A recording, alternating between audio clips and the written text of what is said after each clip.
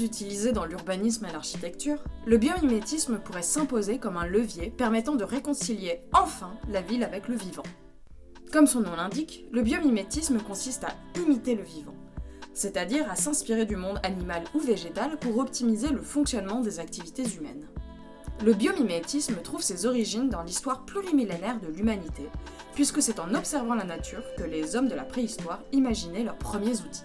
Mais le concept connaît un regain de vigueur à l'heure du changement climatique, étant considéré comme un outil privilégié de la transition écologique. Il n'existe aucune limite aux applications du biomimétisme. On le retrouve ainsi dans la médecine, l'ingénierie, les transports ou encore la mode.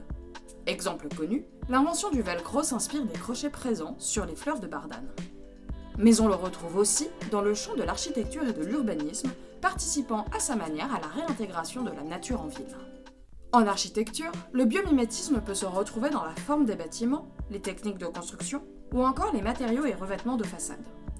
Par exemple, certains bâtiments s'inspirent de termitières ou des pommes de pin afin de favoriser la circulation de l'air et la régulation thermique intérieure.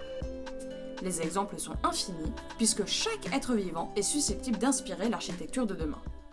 À l'échelle urbanistique, il s'agira plus largement de penser le quartier comme un écosystème vivant, pouvant fonctionner en autonomie. Mutualisation des ressources et réemploi des déchets font ainsi partie des champs d'intervention possibles parmi de nombreux autres. En résumé, le biomimétisme pourrait jouer un grand rôle dans la transition vers des villes plus résilientes. Mais attention toutefois à éviter le greenwashing. Certaines solutions se proclament biomimétiques et n'ont pourtant rien de vertueux. S'inspirer du vivant est donc une première étape vers une transition plus large des espaces urbains, intégrant la nature de manière véritablement organique.